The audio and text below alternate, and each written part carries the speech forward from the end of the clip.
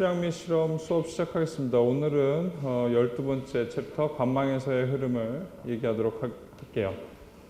자, 오늘 수업 목표는 보통 이제 지금까지 배운 것들은 관이나 아니면 저수지에서 나오거나 이런 어떤 부분적인 부분들을 많이 말씀을 드렸는데, 궁극적으로 우리가 하려고 하는 것은 뭐라 그랬어요? 이 수업의 전체 목표는 A에서 B로 물을 이동시킨다.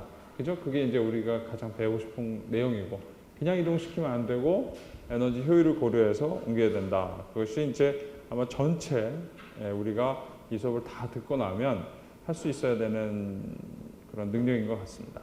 그래서 오늘은 뭐냐면 그렇게 지금까지 배웠던 내용들 조금 더 확장시켜서, 그러니까 계속 관을 한 개만 얘기를 했어요. 근데 관을 여러 개 쓸 수 있겠죠. 그러니까 어떤 경우에 많이 쓰냐면 큰 관을 쓰지 못하면 여러 개의 관을 써서 우리가 원하는 유량을 보내야 되고요. 근데 어떤 경우는 큰 관을 쓸 수도 있겠죠. 그래서 그런데 이제 작은 관을 쓸 때와 큰 관을 쓸 때 효율성도 따져봐야 될 것입니다. 그래서 첫 번째 목표는 수도의 높이가 다른 저수지를 연결하는 몇 개의 관으로 된 시스템을 통해서 유량을 산정하는 방법을 처음 배울 거고요. 그 다음에 도시와 같이 아주 상수도나 하수도가 복잡하게 얽혀져 있는 그런 곳에서의 어떻게 우리가 흐름을 결정하는지에 대해서 알아보도록 하겠습니다. 그래서 먼저 수도의 높이가 다른 저수지를 연결하는 몇 개의 관으로 된 시스템을 통해서 흐르는 유량을 산정하는 방법에 대해서 얘기를 해보도록 하겠습니다. 보통 우리가 관망 시스템이라고 그러는데, 시스템이라는 건 뭐야? 여러 개들이 이렇게 엮여져, 좀 말이 섞여져 있는 그런 내용일 수도 있습니다. 근데 영어로는 순서기면은 그러니까 파이프 네트워크겠죠. 망이라고 그랬으니까 네트워크 시스템을 얘기합니다. 이런 것들 하는 이유는 현실에서는 어때요? 관이 한 개씩 존재하는 경우는 거의 존재하지 않죠. 여러 개의 관으로 구성돼서 관이 연결되어 있습니다. 특히 상수도 관이라든지 하수도 관이라든지, 뿐만 아니라 공정 프로세스 같은 경우도 막 엮여져 있죠. 그렇게 되어 있다 보니까 여러분들이 여러 개의 관이 섞여 있는 연결되어 있는 거라고 생각하시면 됩니다. 근데 여러분들이 이 수업을 딱 들으시면 아마 과거에 배웠던 고등학교 때나 대학교 물리에서 배웠던 내용들이 다시 생각이 날 거예요. 어떤 것들이 있었어요. 이거 아주 유사하게 여러분들이 어널러지라고 그러죠. 아주 유사한 거를 뭘 배웠죠? 어떤 선을 배우고, 그 다음에 거기에 관한 손실을 배우고, 그 다음에 거기에 관한 유량을 계산하고, 다 배우고 나더니 유량을 2개를 붙이죠. 그런 게 뭐가 있었죠? 아주 새로운 것이 아니라 여러분이 이제 회로 배울 때 이런 내용들이 들어갔었죠. 전선이 들어가고, 그다음에 전선 2개 쓰면 어떻게 되고, 그 다음에 거기에 있는 저항도 배웠었고요. 거기 배터리를 넣었을 때 어떻게 저항을 집어넣었을 때 저항이 어떻게 바뀌나, 그런 것들을 했을 겁니다. 그래서 아주 낯설은 내용이 아니라 여러분들이 이미 그런 회로를 배울 때 어느 정도 배웠던 내용인 것 같아요. 자, 그래서 문제를 이제 복잡하니까 문제를 조금 간단하게 하기 위해서 국부손실과 속도수들을 무시했어요. 속도수들을 무시한다는 얘기는 뭐예요? 속도수들을 무시한다는 얘기는 에너지 라인과 하이드롤릭 그레디언트 라인이 동일하다라는 얘기를 하는 거죠. 그래서 이런 경우는 속도가 상대적으로 딴 것보다 굉장히 느려서 아주 빠르면 하이드롤릭 그레디언트 라인이랑 에너지 그레디언트 라인이 달라야 되겠죠. 그 다음에 이제 손실도 많고, 일단 무시할 수 없지만 이 경우는 에너지 라인과 하이드롤릭 그레디언트 라인이 동일합니다. 그 다음에 국부 손실은 무시했어요. 만약에 우리가 수도 손실을 다 무시하게 되면 에너지 그레디언트 라인이 이렇게 돼 있죠. 에너지 라인이 이렇게 돼 있겠지만 여기 손실은 있긴 있습니다. 다만 이런 정션이라고 그러죠. 이렇게 연결되는 접합 두 관이 붙거나 아니면 분기되는 그런 지역에서 생기는 국부 손실은 무시를 한다라고 가정을 한 겁니다. 물론 놓고도 볼 수 있겠지만 복잡해서 일단 중요한 컨셉을 잡아가는 단계에서는 많은 가정을 해야 될 필요도 있겠죠. 자, 그래서 이런 관망 시스템에서 두 관에서의 수도 손실은 동일하다는 가정이 필요하겠죠. 왜 그런 가정이 필요하냐면 얘네와 얘네는 어떻게 돼야 돼요? 이쪽에 그러니까 저항이라고 생각하면 이쪽에 저항이 커지면 일로 더 전류가 많이 흐르겠죠. 근데 이쪽 저항이 많아지면 일로 전류가 흐르겠죠. 그래서 나오는 그러니까 결국은 어떤 것이에요? 근데 합쳐서 손실, 저항은 그렇지만 손실은 어때요? 손실은 여기서 손실이 너무 많이 된다. 얘보다 많이 될 수가 없죠. 여기가 손실이 많이 일어나기 전에 다른 쪽으로 흘러가 버리죠. 에너지는. 그다음 이쪽에 손실이 너무 많아지는 것 같으면 이쪽으로 흘러가죠. 그래서 어떻게 되냐면 물론 이제 조금씩 손실이 달라질 수도 있겠지만 궁극적으로는 최종적으로는 이제 같은 그 손실을 가져오게 됩니다. 그래서 두 개에 관해 수도 손실은 동일하다는 가정이 필요하고요. 그 다음에 질량 보존의 방정식은 항상 유지를 해야 되죠. 즉 관이 분리되거나 아니면 합류되건 간에 처음 흐르는 유량은 동일해야 되는 거죠. 그래서 처음 것은 뭐예요? 이것은 수도 손실은 동일하다. A관을 통해서 흘러가는 거나 B관을 통해서 흘러가는 거나 수도 손실은 동일하다라는 얘기를 하는 거고요. 두 번째는 뭐예요? 들어온 유량, 즉 분기되기 전에 들어온 유량은 분기되고 나서의 유량의 합과 동일하다. 그것이 바로 요 얘기가 되겠죠. 자, 그 다음에 우리가 요 수도 손실을 바이스바이케이션으로 표현하게 되면 A에서의 수도 손실은 어떻게 되는지 한번 보도록 하겠습니다. 당연히 프릭션 코에피션트 들어갈 거고요. 그 다음에 길이 들어가죠. 그 다음 다이아메터 들어가죠. 그 다음에 유속 들어간 다음에 그럼 요걸 정리해주면 이런 방식으로 표현할 수 있겠죠. 이거는 단순히 유속을 유량으로 표현해 준 겁니다. 왜냐하면 우리가 요 이퀘이션과 동일하게 같이 풀고 싶은 거겠죠. 만약에 유속으로 놔두면 같이 풀기 좀 힘드니까 이걸 유량으로 표현해 준 겁니다. 그래서 정리하고 났더니 이렇게 표현이 됐죠. 그래서 수도 손실은 이렇게 유량과 앞에 있는 어떤 코에피션트로 표현될 수가 있어요. 근데 이거 너무 지저분하고 달고 다니기 귀찮으니까 어떻게 표현하면 그냥 K로 표현을 했습니다. Q도 제곱인데 어떤 경우는 N이 바뀔 수도 있겠지만 그냥 2인데 그냥 여기서는 N으로 썼다라고 생각하시면 됩니다. 그래서 일반적으로 표현하기 위해서 K 곱하기 QN으로 표현을 했어요. 이게 수도 손실을 표현, A를 지나거나 뭐 B를 지나도 마찬가지겠죠. 동일한 방식으로 표현을 해주면 됩니다. 자, 이제 그러면 요 수도 손실 부분을 유량으로 그 다음에 K로 표현을 해보면 어떻게 되겠어요? 바로 이렇게 표현이 되겠죠. 그렇죠? A는 왜냐면 요 앞에가 랭스와 다이아메터로 되어 있죠. 그래서 관의 크기나 관의 길이가 바뀐다면 요것이 바뀌겠죠. 그렇죠? 길이야 뭐 동일하게 나가겠지만 어쨌든 다이아메터가 바뀌는 경우가 많겠죠. 관 같은 경우는. 그래서 그 부분을 고려해야 되니까 A와 B는 다른 코에피션트를 갖게 되겠습니다. 역시 지나가는 유량도 다르게 되니까 QA의 N승은 KB는 QB의 N승으로 나옵니다. 여기서 N은 그냥 2라고 생각하시면 됩니다. 자, 그래서 두 간으로 분기될 유량은 이 방정식으로부터 계산할 수가 있습니다. 자, 그러면 이걸 그대로 한번 생각을 해서 예제로 바로 들어가서 적용시켜 보면 바로 이렇게 예제가 나오겠죠. 예제는 자, 300mm 두께의 관이 1500m 길이로 두 저수지를 연결하고 있습니다. 이 저수지를 연결하고 있을 때 두 저수지의 수도차가 24m예요. 총 수도차는. 그럼 관의 한 개일 때 최대 유량이 0.15 CMS라고 하면은 이 유량을 늘리기 위해서 같은 크기의 관의 600m, 여기 밑에다가 크기가 동일한 거 600m를 더 추가했어요. 그러면 전체적으로 유량이 어느 정도 증가할까라는 문제가 되겠죠. 자, 이게 왜 유량이 증가하게 될까요? 왜냐하면 이 관의 크기는 동일하죠. 여기까지는 동일하게 내려올 수 있지만 뭐가 변해요? 여기서 뭐가 변하니까 유량이 증가하냐면 에너지 손실이 줄어들면 유량이 증가하게 되겠죠. 그래서 에너지 손실이 아마 증가할 거예요. 왜?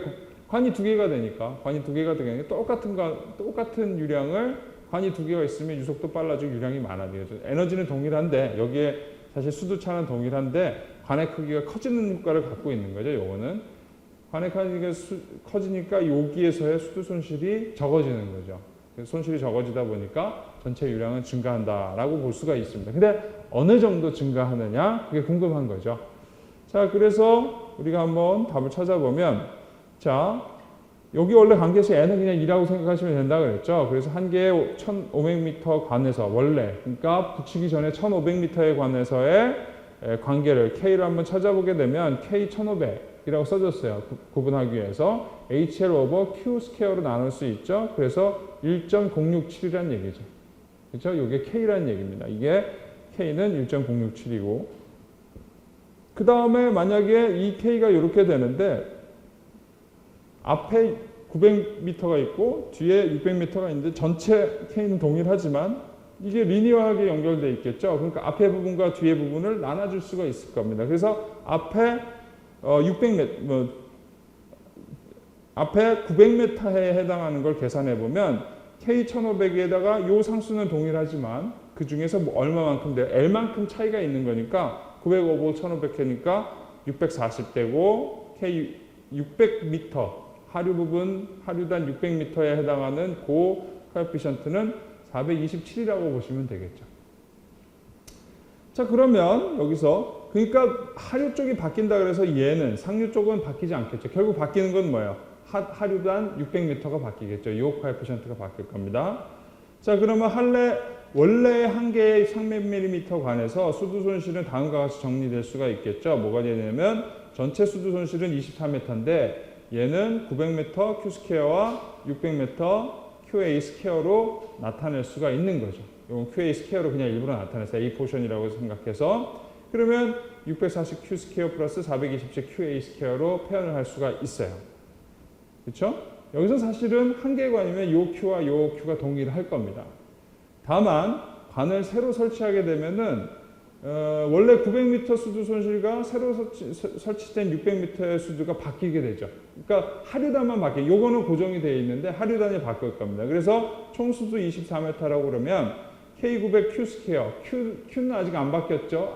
아직 몰라요. 요거는 Q는 이제 여기랑 달라지겠죠. 그죠? 총 유량이 바뀔 테니까. 그래서 K600 QB는 스퀘어가 되겠죠. 이게 추가적으로 들어가는 놈이죠. 추가적으로 들어가서 640 Q 스퀘어 플러스 427 QB 스퀘어가 된다고 그랬어요.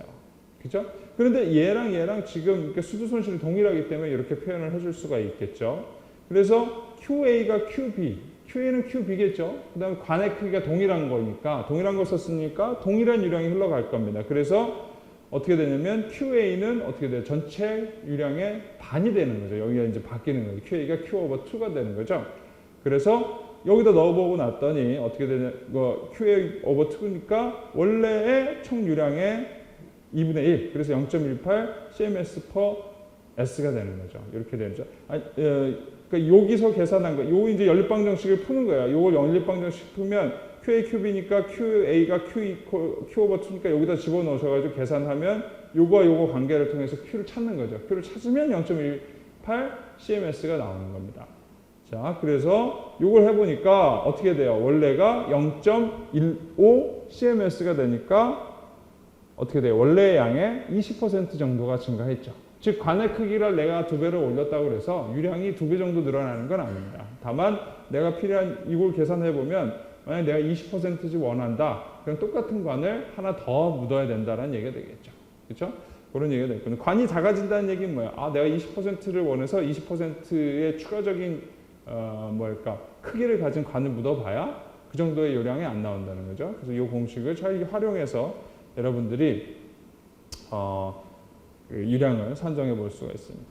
자, 이거는 뭐가 되겠어요? 관이 2개 있는 경우. 그런데 관이 2개 있는 경우뿐만 아니라 이제 뭐가 되냐면 그 수두를 일으키는 것들이 여러 개가 있는 거예요. 수두를 일으키는 경우가 여러 개 있는 경우가 지금까지 수두를 만드는 수두를 일으키는 애가 뭐가 있었죠? 우리가 배운 것 중에 수두를 만들어내는 애. 당연히 어떤 저수지간의 어떤 수두차, 그게 수두를 만들어내죠. 그래서 이제 흐름을 만들어내고 또 하나 뭐가 있었죠?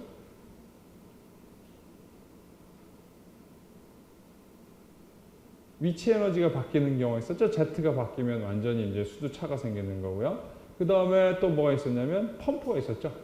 펌프가 수두의 차를 외부적인 힘에 의해서 만들어내는 겁니다. 근데 이제 뭐가 되냐면 그런 경우는 다 뭐였냐면 이 2개가 그냥 있는 아주 직렬 연결이라고 보면 되는데 이 그림과 같이 저수지가 3개가 있어요. 그러면 여기서 물이 일루도 갈 수 있고 일루도 갈 수 있고, 그렇죠? 그 다음에 또 어떤 경우가 있냐면 여기서 써놨듯이 A에서 B와 C로 다 흘러갈 수가 있겠죠. 여기가 수량이 워낙 많아서 B로도 가고 C로도 갈 수가 있고요. 또 하나는 A에서 C로 가고 B에서 또 C로 가는. 그렇죠? 그런 경우가 있겠죠. 그러면 여기서 나타났듯이 A에서 B와 C로 다 흘러갈 수가 있겠죠. 여기가 수량이 워낙 많아서 B로도 가고 C로도 갈 수가 있고요. 또 하나는 A에서 C로 가고 B에서 또 C로 가는. 그 얘기는 뭐냐면 A에서 B로는 안 간다는 얘기죠. 그렇죠? 그런 경우가 있을 거고요. 그 다음에 또 뭐 있냐면 A가 C로 흘러가는데 B는 아무런 역할을 안 해요. 가만히 있는 거죠. 그러니까 A에서 B로도 안 가고 B에서 C로도 가지 않는 그런 경우가 총 3가지 종류가 있을 수 있습니다. 자, 그러면 한번 생각을 해보면, 자, A에서 B와 C로 가는 경우, A에서 B와 C로 가는 경우를 생각을 해보면 어떻게 돼요? 수두차를 계산을 해보면 되죠. 여기 잘 보시면 A에서 C로 가는 경우를 생각해보면 총 수두가 ZA죠. 이 중에 수두 손실 KA만큼 빠지고요. 그렇죠? 그 다음에 요만큼 더 빠질 거예요. 수두 손실은. 단 오른쪽에 있다고 치면 오른쪽에 플러스가 되죠. 원래 마이너스인데 오른쪽에 있으니까 KC라고 표현을 해줄 수가 있습니다. 이것이 요 파트 부분의 어떤 수두 손실을 얘기할 수가 있겠죠. 자, 그 다음에 또 뭐가 있냐면 A에서 B로 가면 역시 마찬가지죠. ZA에서 가요. 이렇게 갔으니까 총 수두가 있고요. 그 다음에 요 수두만큼 빼주고요. 그쵸? 여기 수두 손실만큼 또 빼줘야 되죠. 그쵸? 빼주고 ZB가 뭐랑 동일해야 돼요? 얘가 갖고 있는 수두랑 동일하게 되는 거죠. 그러면 여기서 B로 가는 거죠. 왜 이게 동일하게 되냐면 만약에 이쪽으로 흐름이 있으면 얘가 마이너스여야 되겠죠. 그쵸? 얘가 손실 수두가 이쪽으로 작용하겠지만 여기서 뭐가 되냐면 이쪽에서는 손실 수두가 없다는 얘기, 이쪽 방향으로 수두 손실이 없다는 얘기가 바로 이 디렉션으로 수두 손실이 있다는 얘기죠. 그래서 얘는 플러스가 됐습니다. 그 다음에 총 유량은 어떻게 돼요? 총 유량 A에서 나오는 유량은 B와 C로 들어가는 유량과 동일해야 되죠. 그래서 이렇게 정리해 줄 수가 있죠. 이게 A와 B와 C로 갈 때의 전체적인 그 흐름을 나타낸 것이라고 보시면 되겠습니다. 앞에가 뭐예요? 앞에가 수두 정리한 거고요. 마지막 것이 이제 질량 보존의 법칙을 정리한 거가 됩니다. 자, 무슨 경우가 또 있었냐면 A와 B에서 즉 A와 B에서 얘네 둘이 같이 요로 가는 경우, A와 B에서 같이 요로 가는 경우를 정리해 봤습니다. A와 B에서 요로 가는 경우는 어떻게 하면 돼요? A와 B에서 요로 가는 경우는 자, A는 동일하겠죠. A는 Z에서부터 요만큼의 수두 손실 생기고 얘도 수두 손실이 마이너스로 생기는데 오른쪽으로 분석했고요. 그 다음에 요건 뭐냐면 A에서 B로 가면 안 되죠. 그렇죠? B로 가면 안 되니까 여기는 A와 B의 흐름이 없으니까 요쪽에서 여기까지 내려오는 Z에서 여기서 여기에 미치는 요쪽의 흐름은 어떻게 되냐면 요만큼의 수두가 여기도 이쪽으로 오는 수두가 동일해야 되겠죠. 요만큼에 해당하는 수두와 요만큼에 해당하는 수두가 동일해야만 얘가 이쪽으로 가는 흐름이 없겠죠. 그러니까 왼쪽에 요만큼에 해당하는 수두를 이렇게 정리했다면 오른쪽에 요만큼에 해당하는 수두는 ZB에서 여기는 마이너스가 되죠. 왜? 흐름이 이쪽은 이쪽으로 흘러가면서 뭐가 돼야 돼요? 이쪽으로 흐름이 생기면 플러스가 되는데 이쪽으로 흘러가니까 마이너스가 돼서 이렇게 정리할 수가 있습니다. 그래서 얘네들은 균형이 이루어진 거죠. 그렇죠? 그 다음에 QA는 어떻게 돼요? 전체 QA는 1로 흘러가고 그 다음에 QC는 1로 흘러가고 그 다음에 B도 어떻게 돼요? 요만큼의 흐름을 줘야 되죠? QB만큼. 그래서 사실 QA 플러스 QB가 총 C에 도달하는 양으로 표시하시면 됩니다. 그래서 이렇게 저수지가 여러 개 있을 때 특히 수두 차이가 나는 저수지가 여러 개 있을 때 연결되는 것들을 해보면 이렇게 정리해 볼 수가 있습니다. 자, 그래서 이렇게 한 것들이 있고요. 그 다음에 이제 이런 거는 이제 저수지가 여러 개 있어서 A라는 도시, 그러니까 A라는 저수지, 팔당호, 요 B는 딴 어디라고 그럴까요? 한강 같은 경우는 저수지가 상류에 하나밖에 없죠, 주류가. 근데 이제 B는 소양강 댐이라고 치면 거기서 각자 도수로를 만들어서 서울에 물을 공급할 때는 이런 식으로 계산이 되겠죠. 둘이 합쳐진다면. 자, 그래서 마지막 경우는 자 이거는 A와 B에서 C로, A에서 B와 C로 갔어요. 그렇죠? 이번에 마지막 케이스가 있었죠. 뭐가 있었죠? B는 역할을 안 하고 A에서 C로 그냥 가는 경우 그 얘기를 하게 되면 뭐가 돼요? QB만 제로면 되죠. 앞에 식에서 QB만 제로가 된다면 첫 번째 식을 쓰나 두 번째 식을 쓰나 상관이 없어요. 앞에 거 공식은 그대로 놔두고 QB에 대해서 그 QB는 제로가 되니까 걔는 제로가 되고요. 얘네들이 이퀴벌런트하게 균형만 맞추면 되겠죠. 그 다음에 ZB는 QC가 돼가서 이렇게 계산하게 됩니다. 자, 그래서 간단하게 따져보면 만약에 이제 여기서 어떻게 되냐? 여러분 쉽게 얘기해보면 QA가 QC보다 크면 어떻게 돼요? A관에서 C관으로 가는 것보다 QA가 많으면 B로 흐름이 있는 거고요. 그 다음에 QC가 더 많으면 요 B에서 C로 흘러가는 거가 있겠죠. 그래서 요 마지막 공식을 정리해 놓은 걸 보면 조금 쉽게 그 어떤 쪽으로 흐름이 있나를 확인해 볼 수 있는 거죠. 뭐 굉장히 공식으로 써서 복잡해 보이긴 하지만 뻔한 얘기죠. 그죠? 뻔한 얘기를 이렇게 수학적으로 정리를 했습니다.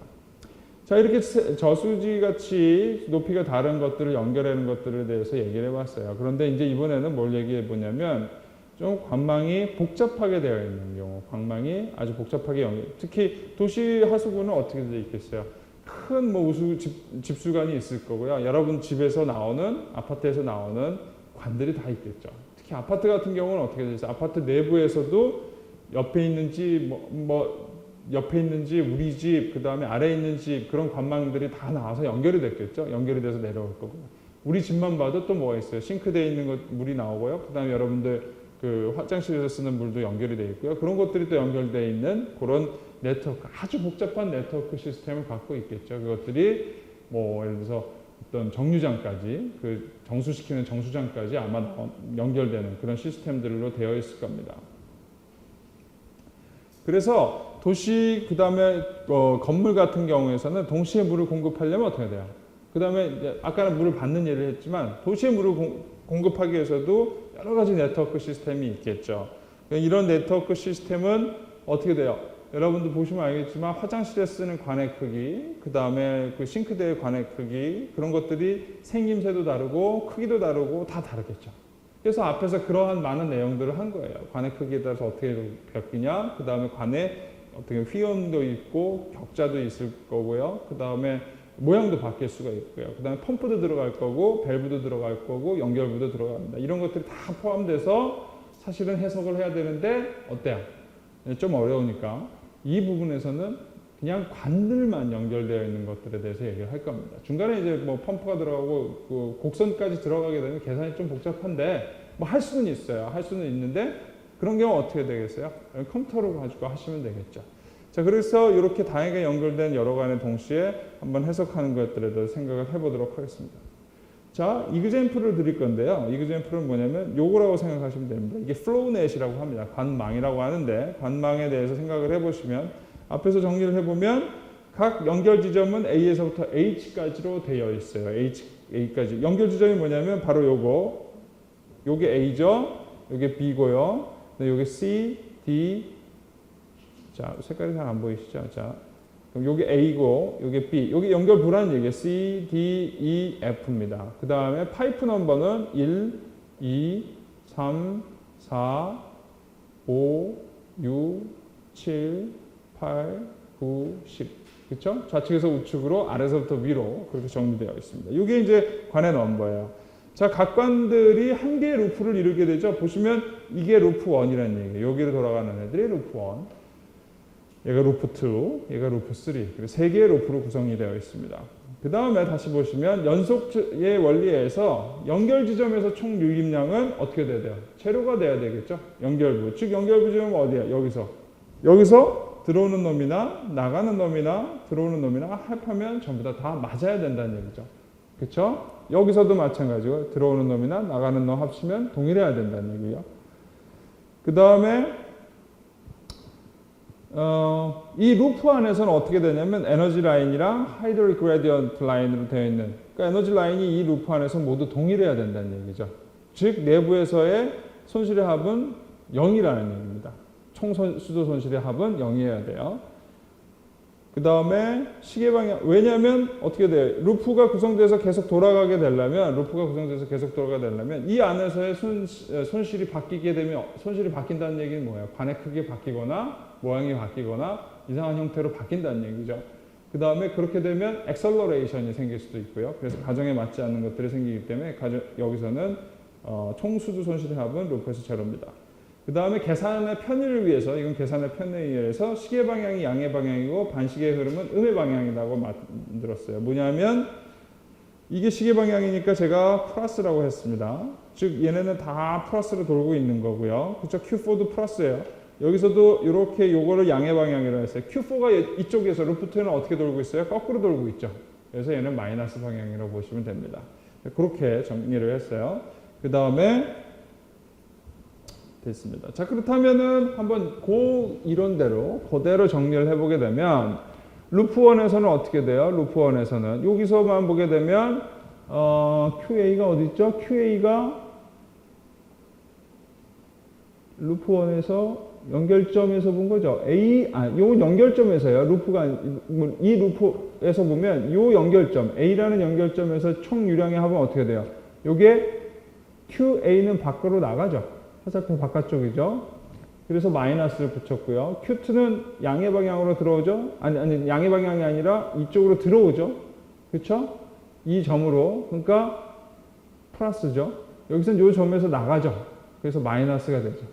그래서 나가는 놈이 Q1과 QA고요. 들어오는 놈이 Q2이기 때문에 얘네들은 다 합치면 제로가 돼야 되는 거죠. 여기서는.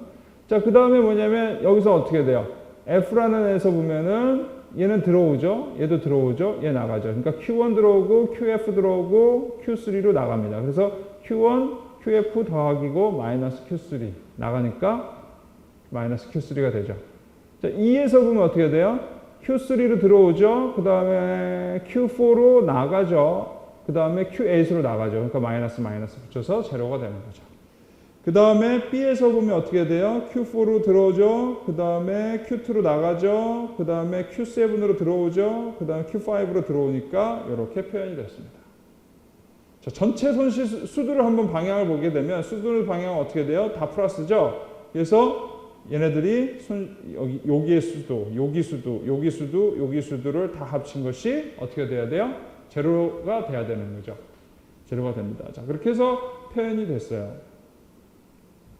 자, 그 다음에 요거는 루프 1만 봤습니다. 루프 1만 봤고요. 루프 2도 같은 방식으로 하면 돼요. 2도 같은 방식으로 하면 되고, 루프 3도 같은 방식으로 하면 됩니다.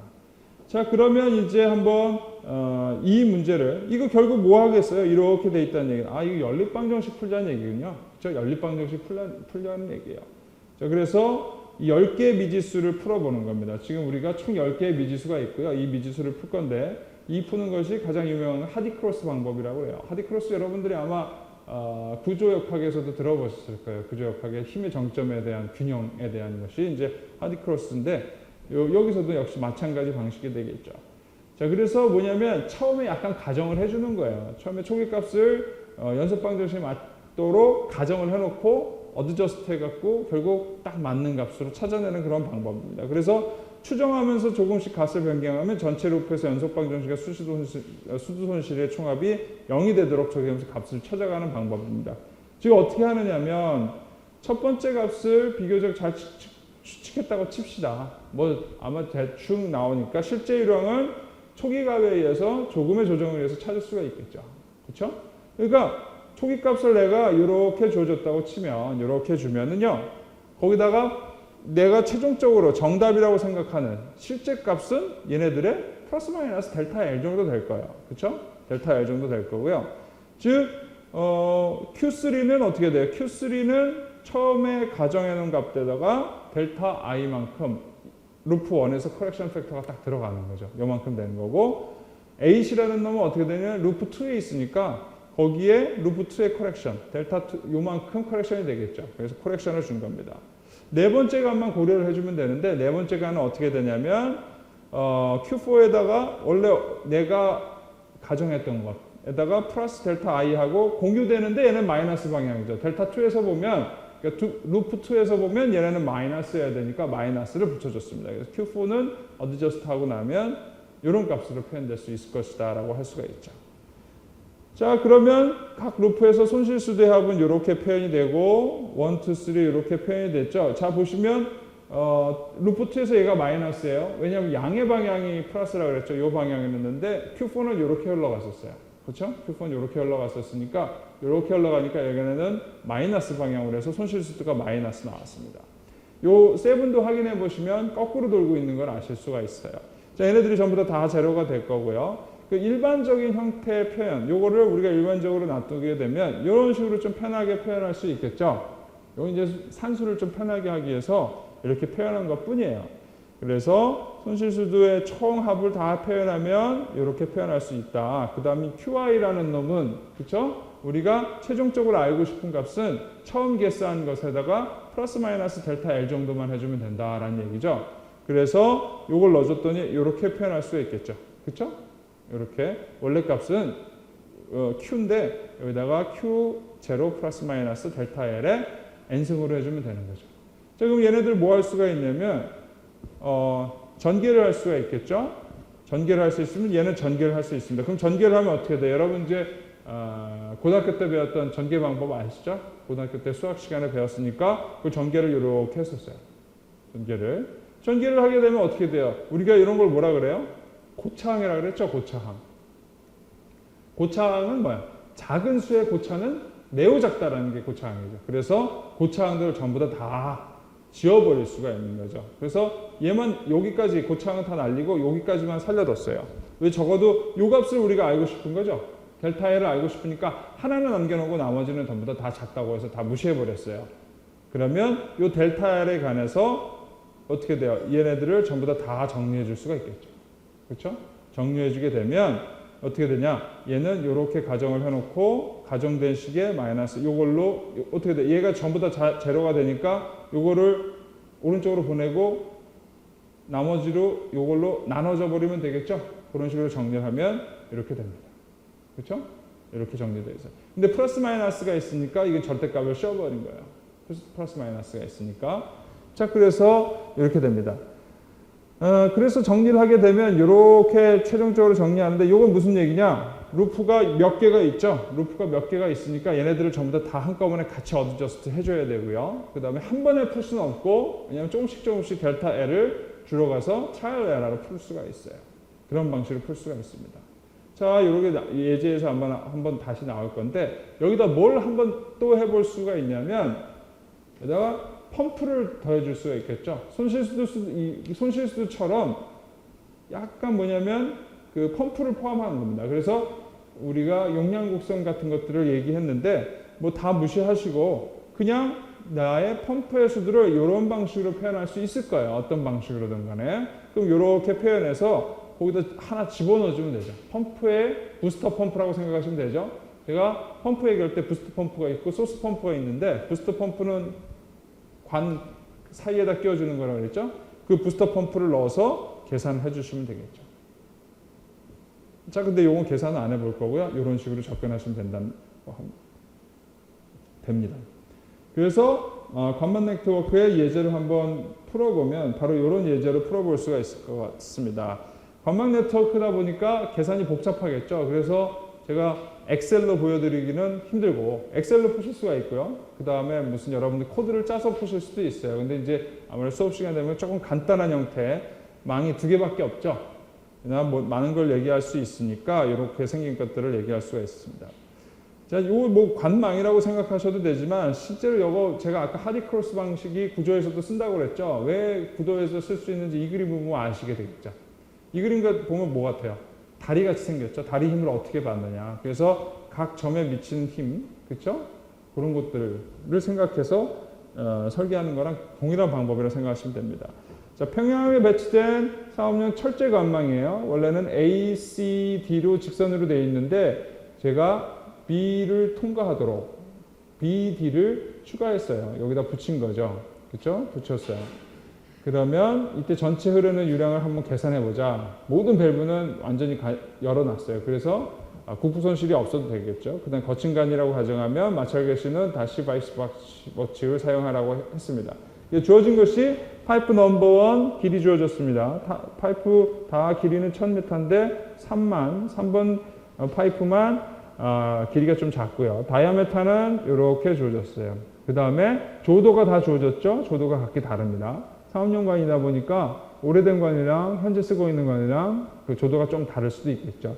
그래서 그 다음에 이제 프릭션 팩터를 보니까 이런 것들을 이용해서 찾아보니까 요거 줬는데 요것만 줘도 사실은 상관없었겠죠. 그래서 프릭션 팩터를 찾았습니다.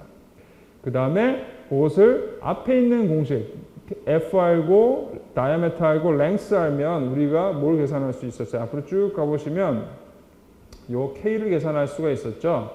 K가 공식이 뭐였죠? K가 아주 오래전에 나왔네요. 그래서 요 공식이 K였죠. 그래서 F 알고 L 알고 G는 아니까 Gravitational Acceleration 아니까 D만 알면 K를 계산할 수 있죠. 그래서 우리가 아까 주어진 값들을 쭉 넣어주면 바로 우리가 K를 결정할 수 있습니다. 그래서 각 관의 K가 전부 다 다른 걸 알 수가 있겠죠. 다 집어넣어줬고요. 자, 그 다음에 뭐라냐면 이제 각 루프에서 증가분은 어떻게 되느냐. 먼저 첫 번째 루프를 보시게 되면 어떻게 되냐. 여기 이렇게 돌아간다고 그랬죠. 이렇게 돌아가니까 2, 3만 포지티브고 1만 네거티브네요. 그러니까 그것들을 고려해서 1인 네거티브고 나머지는 포지티브고. 그죠? 그 다음에 요건 Q01, 02, 03는 다 처음 추측값이에요. 추측해놓은 거, 가정해놓은 값이고 나머지 건 공식에 따라서 그대로 그렇습니다. 근데 요거는 두 번째 루프니까 두 번째는 이렇게 돌아가는데 3도 마이너스, 4도 마이너스네요. 3, 4가 마이너스, 5가 플러스니까 그것만 고려해서 정리해주면 이렇게 됩니다. 그렇죠? 자, 그 다음에 원래는 Q1은 예측값, 예측값, 예측값, 예측값 이렇게 되고요. 3에서 어떻게 돼요? 3 같은 경우는 증감분. 거꾸로 보면 얘는 어떻게 돼요? Q3는 두 가지를 볼 수 있는데 루프 1에서는 이렇게 돼야 되겠죠. 그렇죠? 커렉션 팩터가 플러스가 되고 요거는 마이너스. 그 다음에 요건 루프 2에서 보는 겁니다. 루프 2에서는 어떻게 돼요? Q3는 얘가 오히려 마이너스겠죠. 델타 A가 마이너스가 되고 얘는 델타 2만큼 더해지는 유량이 될 겁니다. 자, 그래서 자 이렇게 정리가 됐어요. 자, 이렇게 정리가 됐고요. 그 다음 4, 5도 전부 다 정리가 됐어요. 자, 델타 A 잘 보시면 재밌는 게 얘네들은 플로우 디렉션이랑 고려 없이 증감분들만 고려를 했어요. 플러스 마이너스 없죠? 그렇죠? 그냥 쭉 계산을 했습니다. 자, 그래서 루프 1에서 처음 두 번의 반복을 통해서 유량 증가한부입니다. 어떻게 했냐면 K 우리 찾았었죠, 앞에다가. 그러니까 그 값을 써놓은 거고요. Q 낫은 그냥 이걸 것이다 하고 넣어준 거예요. 이걸 것이다. 자, 고려해야 되는 부분은 방향은 고려해야 되니까 얘는 마이너스 0.5 넣어줬고요. 0.5 넣고 얘는 0.4겠다 하고 가정을 해서 집어넣어줬습니다. First iteration, 그러니까 첫 번째 값을 넣었어요. 그러니까 K 이렇게 그러니까 이렇게 나오고 이렇게 나오고 제곱은 이렇게 나오고 원래는 이렇게 나왔습니다. 그러다 보니까 첫 번째 계산한 Q 값이 마이너스 0.63, 0.37, 0.12가 나왔어요. 오케이? 그 다음에 여기서의 뭐냐면 델타 L이 마이너스 0.13이 나왔어요. 요거 갖고 계산하면 요 값이 나온다는 얘기예요. 요거 쭉 더해주면 17.8이고요. 요거 쭉 더해주면 68.13이라는 얘기예요. 그러면 요 두 개 값을 가지고 원래의 요 식이죠? 요 식에다 넣고 계산해주면 델타 퍼스트 아이테이션에 의한 첫 번째 개수에 의한 값이 마이너스 0.13이 나오는 거죠. 마이너스 0.13이니까 이걸 어디다 해주면 돼요? 여기다 더 해주면 되죠. 그러니까 0.63 나왔고요. 여기서 얘는 빼주는 거죠. 0.37 빼주면 얘는 숫자가 잘못됐는데 값이 나오는 거예요. 그렇죠? 자, 이렇게 해서 first iteration의 값을 잘못된 게 아니죠. 이건 잘못된 거 아니죠. 뭐랬냐면 요거를 계산해야 돼. 두 번째 루프 거를 계산해 줘야 되죠. 세컨드 루프를. 이 세컨드 아이테레이션이 아닌데 세컨드 루프라고 보시면 됩니다. 세컨드 루프인데 이 세컨드 루프에서 델타 i를 다 찾은 것들을 고려해 가지고 플러스를 해준 값이면 요 값이 나오는 거죠. 그래서 아마 세컨드 루프는 여기서 계산할 것 같습니다. 그렇죠. 여기서 뭐랬냐면 똑같은 방식으로 세컨드 루프에서 요거를 가지고 계산했어요. Q1 자 놓고 첫 번째 아이테레이션을 계산해서 쭉 계산하니까 0.25 델타 2가 두 번째 루프에서의 델타가 0.25가 나왔죠. 0.25가 나왔으니까 그거를 쭉 끌고 가서 요거죠. 그죠? Q3가 델타 처음에 계산한 거에다 델타 i 플러스 해주고 마이너스 델타 2를 해주니까 어떻게 돼요? 0.13 빼준 거에다가 0.25를 더 빼줘야 되겠죠? 그래서 0.28을 빼준 거예요. 0.28을 빼주니까 0.12가 나오는 거죠. 그렇죠? 그 다음에 자 이렇게 첫 번째 개수의 Q가 나왔고요. 그 다음에 똑같은 방식으로 두 번째 루프를 이렇게 계산해서 이게 나왔어요. 이게 마음에 안 들죠? 그죠? 마음에 안 드는 게 아니라 첫 번째 개수 값이 맞았는지 틀렸는지 모르니까 한 번 더 이 값을 가지고 똑같은 아이테레이션 방법으로 계산한 겁니다. 계산을 쭉 해주면 델타 i가 이제 뭐가 나왔냐면 0.13이었는데 여기서 0.01로 떨어졌죠. 중간분이. 굉장히 작아졌죠. 즉 어느 정도 값을 찾은 거죠. 찾아서 계산해 봤더니 이런 값들이 나온 거죠. 두 번째 아이터레이션 마이너스 0.64, 0.36, 0.25로 어드저스트됐고요. 여기서는 0.15, 0.79, 0.21이 나온 거죠. 그렇죠? 마이너스 0.15, 0.79, 0.1이 나와서 이렇게 결정이 됐고 이걸 어떻게 돼요? 한 번 더 해주면 아주 정확한 값이 이제 결정이 되겠죠. 그래서 값이 나왔습니다. 자, 이게 바로 이제 관망이 복잡하게 연결되어 있을 때 흐름을 얘기하는 거라고 할 수가 있습니다. 그래서 오늘 배운 내용은 수도의 높이가 다른 저수지를 연결하는 몇 개의 관으로 된 시스템에서 각 유량을 계산하는 방법을 배웠고요. 그 다음에 관망이 좀 복잡하게 되어 있는 경우에 예를 들어서 도시의 하수관망 같은 경우에 시스템에서 흐름을 어떻게 결정할 것인가에 대해서 얘기를 해봤습니다.